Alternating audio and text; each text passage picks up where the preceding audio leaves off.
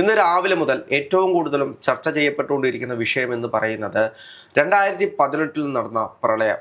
അത് മനുഷ്യനിർമ്മിതമാണ് എന്നുള്ളൊരു voice clip. അത് പുറത്തുവിട്ടിരിക്കുന്നത് നമ്മുടെ മാത്യു കുഴിനാടൻ MLA ആണ്. അതെ, യഥാർത്ഥത്തിൽ അതിൻ്റെ ഒരു സത്യാവസ്ഥ എന്താണ്? ഇതും ഈ തെരഞ്ഞെടുപ്പുമായി ബന്ധപ്പെട്ട് എന്താണ് ഇത്ര ഒരു വിഷയം? തെരഞ്ഞെടുപ്പിന് ഒരു ദിവസം ബാക്കി നിൽക്കുകയാണ് കോൺഗ്രസ് ഈ ഒരു ബോംബ് പൊട്ടിച്ചിരിക്കുന്നത്. അത് 96 വെള്ളപ്പൊക്കത്തിന് ശേഷം കേരളത്തെ ആകെ കൂടി നടുക്കിയ 2018 പ്രളയത്തെ സംബന്ധിച്ചാണ്.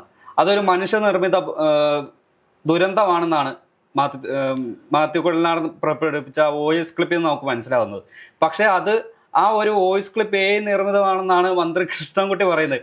വന്നുകൊണ്ടുള്ള ഒരു ഉപയോഗമാണ്. എന്ത് വന്നാലും എന്ന് പറയുന്നത്. അല്ല, ഇതിനകത്ത് ഇപ്പോ ഒരു MLA വന്നിട്ട് ഒരു വോയിസ് ക്ലിപ്പ് പുറത്ത് കാണിക്കണമെങ്കിൽ അതിന് ആദ്യമേ MLA തന്നെ നോക്കുമല്ലോ ഇതിന്റെ യാഥാർത്ഥ്യം എന്താണ്, വസ്തുത എന്താണെന്ന്.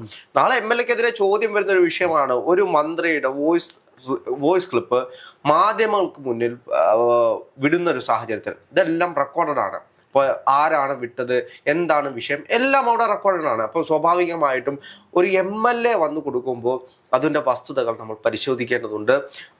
MLA തന്നെ ആയതുകൊണ്ടാണ് ഇത്രയേറെ ശ്രദ്ധ കേന്ദ്രീകരിക്കുന്നത്. ഇപ്പോൾ കൃഷ്ണൻകുട്ടി മന്ത്രി അദ്ദേഹത്തിൻ്റെയാണ് വോയിസ് ക്ലിപ്പ് എന്ന് പറഞ്ഞുകൊണ്ടാണ് നമ്മുടെ മാത്യു കുഴിനാടൻ MP ഇത് ജനങ്ങളുടെ മുന്നിലേക്ക് എത്തിക്കുന്നത്.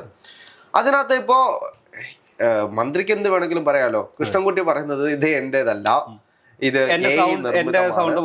യാതൊരു ബന്ധവും, ഇത് AI നിർമ്മിതമാണ്, ഇതിനെതിരെ ഞാൻ കേസെടുക്കാൻ പറ്റുമെന്ന് ഞാനൊന്ന് അന്വേഷിക്കട്ടെ, എന്നിട്ട് ഞാൻ നിങ്ങൾക്ക് മറുപടി തരാമെന്ന് പറഞ്ഞ് അദ്ദേഹം ഒഴിയുന്ന ഒരു സാഹചര്യം. അദ്ദേഹത്തിന് ഉറപ്പുണ്ടെങ്കിൽ തീർച്ചയായും മാത്യു കുഴൽനാടനെതിരെ മാനനഷ്ട കേസിന് കൊടുക്കാം. മാനനഷ്ട കേസ് മാത്രമാണോ? ഒരു സംസ്ഥാനം ഭരിക്കുന്ന ഒരു പാർട്ടി സംവിധാനത്തെ മൊത്തം വെല്ലുവിളിച്ചിരിക്കുന്നത് സർക്കാർ തന്നെയാണ് അതിന് മുൻകൈ എടുക്കേണ്ടത്. മാനനഷ്ട കേസിന് മാത്രം കുഴൽനാടനെതിരെ കേസ്. നമ്മൾ 2018 തന്നെ ഈ വിഷയങ്ങൾ ഒരുപാട് ഇടങ്ങളിൽ ചർച്ച ചെയ്തതാണ്. 2018 പ്രളയത്തിന് ശേഷം വീട് പോയ ജനങ്ങൾ, ബന്ധുക്കൾ പോയ ജനങ്ങൾ, എല്ലാം നഷ്ടപ്പെട്ട ജനങ്ങൾ, ചെളിക്കുണ്ടിൽ കിടക്കുന്ന ജനങ്ങൾ, ഇവരെ എല്ലാം നമ്മൾ കണ്ടതാണ്. കേരളം ഒന്നിച്ചു നിന്ന് പോരാടി നേടിയെടുത്തൊരു ജീവിതം കൂടിയാണ് നമ്മൾ കണ്ടതാണ്. അതെ, ഇപ്പോൾ എല്ലാ ജില്ലകളിൽ നിന്നും മനുഷ്യർ വേലിക്കെട്ടുകൾ നിർമ്മിച്ചിരുന്ന അതെല്ലാം വേലികൾ പൊളിച്ചുകൊണ്ട് വെള്ളം കൊണ്ടുപോകുമ്പോൾ മനുഷ്യൻ ഒന്നാകുന്ന ഒരു സാഹചര്യം കണ്ടതാണ്. ഒരു വീടിന്റെ കൂരയിൽ എല്ലാവരും ഒന്നിച്ചു കൂടുന്ന ഒരു സാഹചര്യം നമ്മൾ കണ്ടതാണ്. ആ മനുഷ്യനെ ചേർത്ത് പിടിക്കുന്ന ഒരു സാഹചര്യം നമ്മൾ കണ്ടതാണ്. പക്ഷെ ആ സാഹചര്യം ഒരുക്കിയത് ആരാണ്? അങ്ങനെ ഒരു സാഹചര്യം സൃഷ്ടിച്ചത് ആരാണ്?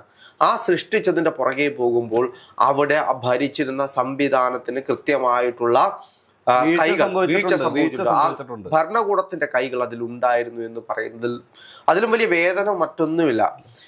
ഈ സംവിധാനം ഇപ്പോൾ കൃഷ്ണൻകുട്ടി പറയുന്നത് ഇത് എൻ്റേതല്ല എന്ന് പറയുമ്പോഴും കേരളത്തിലെ ജനങ്ങൾക്കെല്ലാം അറിയാം ഇവിടുത്തെ CPM സംവിധാനം അല്ലെങ്കിൽ അന്ന് ഭരിച്ചിരുന്ന സംവിധാനങ്ങൾ. മണിയാശാനൊക്കെ എന്തോരം ആളുകൾ ആ സമയത്ത് അസഭ്യം പറഞ്ഞിട്ടുണ്ട്. ഇന്നും അതിനെതിരെ പ്രക്ഷോഭവും പ്രതിഷേധവുമായിട്ട് പോകുന്നതിന്റെ പ്രധാനപ്പെട്ട കാരണം എന്താണ്? അതിന്റെ പേരിൽ വലിയൊരു തുക പിരിച്ചിരുന്നു ഈ സംസ്ഥാന സർക്കാർ. ദുരന്ത നിവാരണത്തിന് വേണ്ടി എത്ര പേർക്ക് അത് കൊടുത്തു? എത്ര പേർക്ക് കിട്ടാനുണ്ട്? എത്ര പേരെ പറ്റിച്ചു? ഒരുപാട് കണക്കുകൾ ബാക്കിയാണ്. ഇപ്പോഴും ആ ഒരു ദുരന്തത്തിന്റെ ബാക്കി പത്രമൊന്നോളം കഴിയുന്ന ആൾക്കാരുണ്ട്.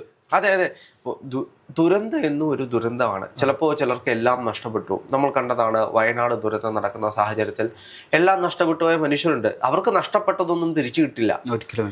അവർക്ക് തിരിച്ചു കിട്ടാൻ ഇപ്പോൾ പൈസ കൊടുത്തുകൊണ്ടോ മറ്റു കാര്യങ്ങൾ ചെയ്തുകൊണ്ടോ ഒന്നും അവർക്ക് പോയതിന് അതിന് ഫലമാകപ്പെട്ട ഒരുപാട് ജീവനാണ്. ആ ജീവന് പകരം കൊടുക്കാൻ ഈ ഒരു തുകയോ അല്ലെങ്കിൽ ഒന്നും പകരം വെക്കാനാവില്ല.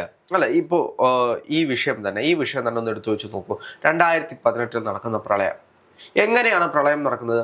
മഴ വരുന്നു, വലിയ പ്രതിസന്ധി ഉണ്ടാകുന്നു, ഡാമിൽ വെള്ളം നിറയുന്ന സാഹചര്യത്തിൽ അത് കൃത്യമായിട്ട് അതിൻ്റെ ആനുപാതികം പാലിക്കേണ്ട സാഹചര്യത്തിൽ ഒരു കുഴപ്പവുമില്ല എന്ന് പറഞ്ഞുകൊണ്ട് അതിൽ കൂട്ടി കൊണ്ടുവന്ന് അവസാനം മഴ കൂടുന്ന സാഹചര്യമായപ്പോൾ എല്ലാം കൂടി ഒന്നിച്ച് തുറന്നു വിട്ടു. ഏതാനും മണിക്കൂറുകൾ മുമ്പാണ് ഈ മുന്നറിയിപ്പ് നൽകിയത്. ആ ഒരു ചുരുങ്ങിയ മണിക്കൂർ കൊണ്ട് ആൾക്കാർ എങ്ങോട്ട് മാറാനാണ്? അതെ, അന്ന് വെള്ളപ്പൊക്കത്തിൽ എത്ര പേരാണ് ദുരിതമനുഭവിച്ചത്? എത്ര പേരാണ് മരണപ്പെട്ടത്? ഇപ്പോൾ എത്ര കോടി രൂപയുടെ നഷ്ടങ്ങളാണ് കേരളത്തിനുണ്ടായത്? ഇതൊക്കെ ആര് കാരണമാണ് എന്ന് ചോദിക്കുമ്പോൾ വിവരവും വിദ്യാഭ്യാസവും ഇല്ലാത്ത ഓരോരുത്തന്മാർ ചെയ്തു കൂട്ടുന്നതിൻ്റെ പരിണിത ഫലം എന്ന് മാത്രമേ പറയാൻ കഴിയൂ. ഇപ്പോൾ അന്ന് എം എം മണിയായിരുന്നു നമ്മുടെ വൈദ്യുതി മിനിസ്റ്റർ. അപ്പോൾ സ്വാഭാവികമായിട്ടും നമുക്ക് വൈദ്യുതി കിട്ടുന്ന കാര്യങ്ങളാണെങ്കിൽ പോലും തുറന്നു വിട്ടു കഴിഞ്ഞാൽ ഉണ്ടാകാൻ പോകുന്ന സാഹചര്യങ്ങൾ എല്ലാവർക്കും അറിയാം. പെട്ടെന്ന് വെള്ളം കുറയുമ്പോഴും വൈദ്യുതി ഉണ്ടാക്കുന്നതിൻ്റെ ബുദ്ധിമുട്ടും നമുക്കറിയാം. പക്ഷേ ഇത് കൃത്യമായി നോക്കി ചെയ്യേണ്ട ഒരു സർക്കാർ ചെയ്തത് എന്താണ്? കാത്തിരുന്ന് അതിൻ്റെ ആനുപാതികവും കഴിഞ്ഞ് വീണ്ടും വീണ്ടും കൂടി അങ്ങേ അറ്റമെത്തിയപ്പോൾ ഡാം പൊട്ടുന്നൊരു സാഹചര്യമായപ്പോൾ ഒറ്റടിക്ക് തുറന്നു വിടുന്ന ഒരു സാഹചര്യം വന്നു. ആ തുറന്നു വിട്ടപ്പോൾ പോയ എത്ര മനുഷ്യരുടെ ജീവിതമാണ്. ഇന്ന് മന്ത്രി വന്നിട്ട് പറയുകയാണ് അത് AI നിർമ്മിതമാണെന്ന്. മന്ത്രി, കേരളത്തിലെ ജനങ്ങളെല്ലാം കണ്ടുകൊണ്ടിരിക്കുന്നവരാണ്, കേട്ടുകൊണ്ടിരിക്കുന്നവരാണ്. കേരളത്തിലെ ജനങ്ങൾക്കെല്ലാം അറിയാം. ഈ 2018 സമയത്ത് തന്നെ ഇത് വലിയ രീതിയിൽ ചർച്ച ചെയ്തതാണ്. അന്ന് മണിയാശാനെയായിരുന്നു എല്ലാവരും കൂടെ ചീത്ത വിളിച്ചത് എന്ന് മാത്രം.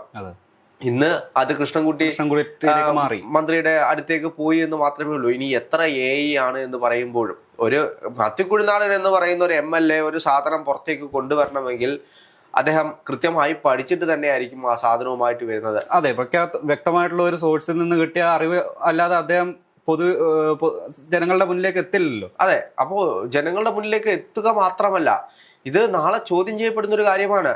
ഇത് ഇവിടുത്തെ സംവിധാനം തന്നെ പറയുകയാണ്, അത് ഭരിക്കുന്ന ആളുകൾ തന്നെ പറയുകയാണ്, ഞങ്ങളുടെ കയ്യിലെ പിഴവുകൾ കൊണ്ടാണ് ഇവിടുത്തെ ജനങ്ങൾക്ക് മരണമുണ്ടായതും ഇവിടുത്തെ ജനങ്ങളുടെ കോടിക്കണക്കിന് രൂപ നശിച്ചു പോയതും എന്ന് പറയുമ്പോൾ ആരുത്തരവാദിത്തം പറയുന്നേ?